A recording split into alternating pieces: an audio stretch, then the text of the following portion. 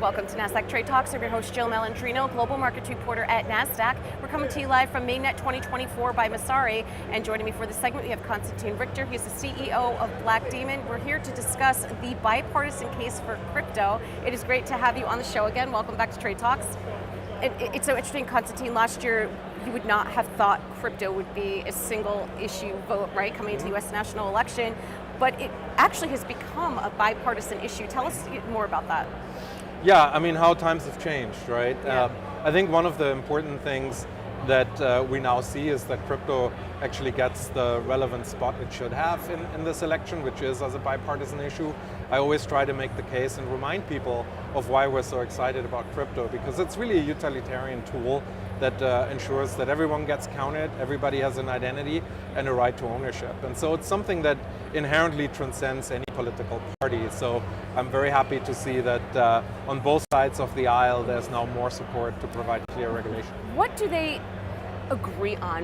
What are the benefits that they see coming out of crypto for their constituents? Yeah, I mean, there's a very simple one, I think, which the Democrats realized, is that picking a fight with the crypto economy, so to speak, is not very smart, because it doesn't really win them any votes. But it really puts them against the 50 million people that have crypto accounts and a lot of very influential companies with a lot of assets that actively donate and support respective policies. And so I think as a political issue post FTX, that had a lot of Democratic Party involvement, it was important for them to sort of be really clear and antagonistic to crypto as a whole. But I think they're realizing now that if you want to win an election and really engage with the public on matters that they care about, they need to start to take crypto serious. And really don't forget that all the crypto ecosystem is asking for is clear and forward-friendly technological frameworks around regulation. And so it's a very, very simple ask. Yeah, you had mentioned, over 50 million people have accessed crypto at some point. Why do you think there's demand there? Do you think, the population has had enough of status quo and they want new ways to access their money, their data? Where's this demand coming from, do you think? Yeah. Another really good question, and one you can go really wide on. Right. I think the core premise for crypto is really around protecting identity and access to ultimately financial pathways. And I think with an onset of AI, continuous sort of disruption of the democratic process, people are getting a little more nervous about what the world looks like. And so I think a sort of parallel financial system that's based on transparency and inclusion sounds more sympathetic and interesting to people over time. And so I think we see a sort of general shift in that sort of perception around crypto. The other really important point that I hear a lot about in this particular conference is, I think a lot of focus in the past has been around scams on crypto. But Zelle has more scams on their respective payment gateways than crypto has, and nobody talks about banning money. Right. And so, there's plenty of scams that have happened with cash and other forms correct. of currency, but that, in my mind, supports the argument why you need a framework.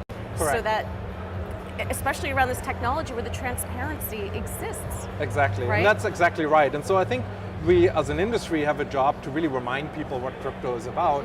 To me, it's really a public utility. It's a transportation network for financial goods that's inclusive and free over time. And so I think that's a really, really important premise. And I think it actually leans itself towards progressive goals when it comes to inclusion and equality.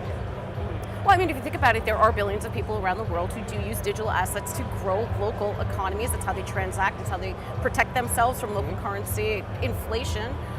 So let's talk about Blockdaemon specifically. How are you enabling institutions to harness the infrastructure, the blockchain technology itself?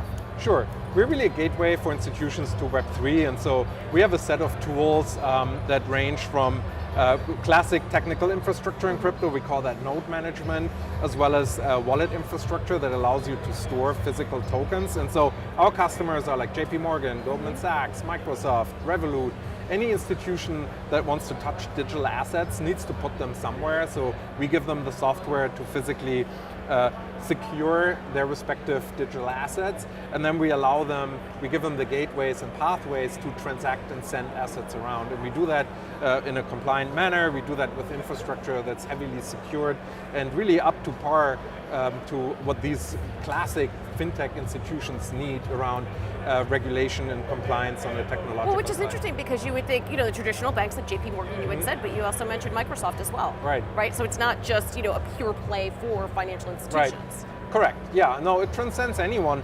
I mean, I think it's really important, again, to understand that cryptographic decentralized systems have a lot of different use cases. Right. It's not just simple cryptocurrencies. It can be any tokenized asset. It can be a deed to a house. It can be a passport, an identity. And so it's hugely useful in a lot of different settings that really touch every major technology company. All right, Konstantin, appreciate the insight as always. Thanks for joining us on Trade Talks. And thanks for joining me from Mainnet. I'm Jill Malandrino, Global Markets Reporter at Nasdaq.